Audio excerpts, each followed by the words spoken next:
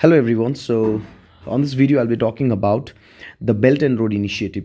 We're going to talk about the Belt and Road Initiative in a very comprehensive, and we'll try to cover every aspect of the Belt and Road Initiative, right? So let's begin the topic. Well, the Belt and Road Initiative is a multifaceted development strategy aimed at what? It is aimed at the global connection and cooperation. Just I want to highlight here, it is a multifaceted developmental strategy aimed at global connection and cooperation. Okay, and it was launched in 2013 to link Southeast Asia, Central Asia, Gulf region, Africa, and Europe. Let me show you one map here. So this is basically the map. Okay, so this is a map route of the Belt and Road Initiative. Well, if you see Southeast Asia, it is connecting the Southeast Asia here, Central Asia, right, Middle East, or the Gulf countries, and then Europe. This is the Europe. Okay, and also you can see there is an other maritime silk route, that is through the maritime, which is going from South China Sea, then leaving it to the moving ahead to this moving ahead this to the Bay of Bengal and Indian Ocean, and then to Nairobi port in Kenya, and then moving ahead to the Red Sea, and then to the Mediterranean Sea, as you can see here. Well, so this is about the map. Now moving ahead, if we have to see, as I said, it is a link launched in 2013 to connect Southeast Asia, Central Asia, Gulf region, Africa, and Europe with the network of the land and sea route. As I said, there are two routes in it. One is a land route, another one is a sea route. Well, this was first named as One Belt, One Road, but it was later renamed as Belt and Road Initiative to convey a more open and inclusive initiative. Okay, One Belt, One Road was sounding very much, it had a this name had a conservative and monopolized diplomatic implications. So therefore it was later renamed as Belt and Road Initiative. Earlier it was a One Belt, One Road, One Belt, One Road. Later it was renamed as Belt and Road Initiative, right, to convey the message that it is a more inclusive and more open initiative. Now moving ahead, what are the routes? There are two routes. Okay, BR has a two principal components. One is a Silk Road Economic Belt and Maritime Silk Road. Okay, Silk Road Economic Belt and Maritime Silk Road. Well, let's first discuss what is Silk Road Economic Belt. This is a component to improve connectivity, infrastructure, and trade links across Eurasia, okay, Europe and Asia, through the network of overland transportation routes. Next, Maritime Silk Road. Well, the Maritime Silk Road, this component emphasizes maritime connection and cooperation in the form of a port, shipping routes, and maritime infrastructure projects. Like it begins via South China Sea, as I said, going towards, as I said, it begins from South China Sea. It begins from South China Sea towards going toward Indochina and Southeast Asia, and then around the Indian Ocean, and then it goes around the Indian Ocean and reaching Africa, and then to Europe through via this Suez Canal to Mediterranean Sea, and then reaching again back to Europe through the maritime Silk Route. Okay, sea route. Well, now what is the objective of the Belt and Road Initiative, right? There has to be some objective. So the objective is to boost international connectivity by enhancing infrastructure, trade, and economic cooperation. To boost international connectivity by enhancing infrastructure, trade, and economic cooperation, which includes wide range of projects like railway, ports, highways, and energy infrastructure.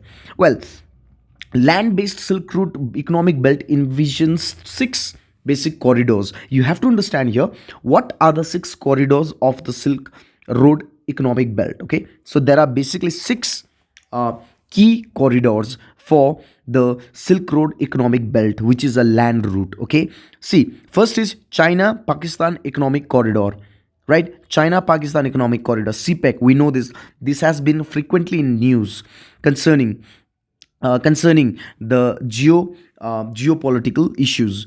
And next is New Eurasian Peninsula Economic Corridor, right? Economic corridor. Next is China Indo-China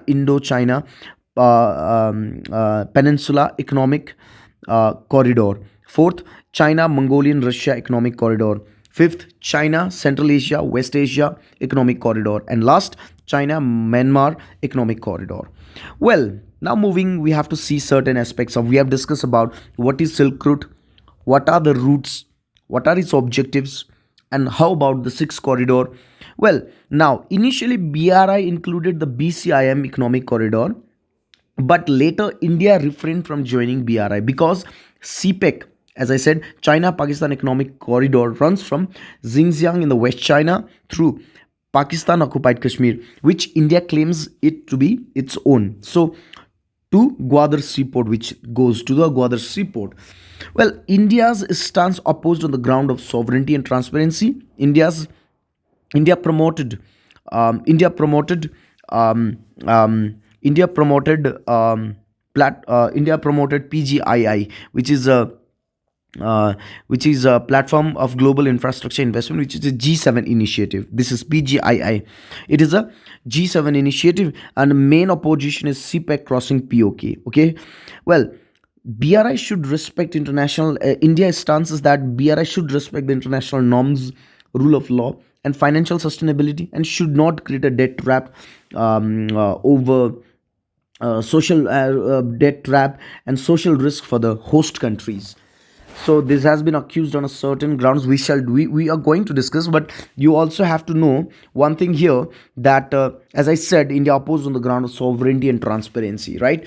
And India boycotted the BRI summit held by China in 2017 and 19, and had not endorsed BRI joint statement, which is issued by the Shanghai Cooperation Organization, SCO, which we know it is an organization of the it is an organization. Well, India's main objection to the BRI is that includes that, as I said, China Pakistan Economic Corridor, which is a CPEC, which passes through POK, a territory that India claims to be its own. So, in the BRI should respect the India's stance is that BRI should respect the international norms, rule of law, and financial sustainability. Should not create debt traps for the host countries or the countries with a weak governance, high corruption, and a low credit rating. Well, India instead promoted other connectivity projects like the Partnership for the Global Infrastructure Investments, which is G7 initiative, right?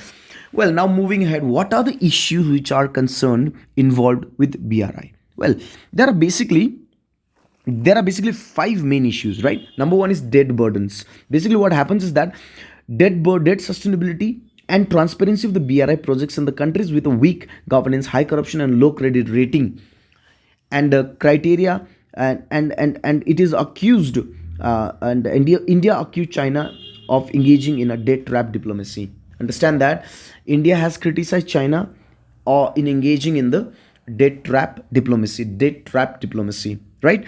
Next is multilateral governance. BRI is not a multilateral initiative, but it is a collection of the bilateral projects. This decentralized approach results in the coordination and the governance challenges. Unlike unlike um, unlike unlike Asia Institutional Investment Bank, BRI lacks centralized governing structure. What does BRI lacks? BRI lacks centralized governing structure. Right. Next is political tension. See, geopolitical rivalries and the disputes such as India-China border disputes, which affected the implementation of the BI project, also has hampered the diplomatic relation between the India and China, which further led to the criticizing of the Belt and Road Initiative. Next challenges with the BRI is that environmental and the social concern. See, BRI projects have criticized for their potential environmental and social impact. And last is the geostrategic concern. China's growing influence and control over the critical infrastructure in partner countries, which led to some countries to reevaluate their participations. So these are the issues which is concerned with the BRI. So therefore, we have discussed what are the things we have discussed. We discussed about the introduction of the Belt and Road Initiative, the routes, objectives, six corridors, and India's stance on the BRI and the issues concerned with the BRI. So as you can see also here, that where we are involving right now is that, see the map. If you can see this map, there has been there has been provided, this map clearly provides us the route which the BRI is making, as you can see. So therefore, I hope this is clear about the Belt and Road Initiative. I'm pretty sure this must be very helpful content for you in terms of your prelims and the mains as well. Thank you very much. Have a good day.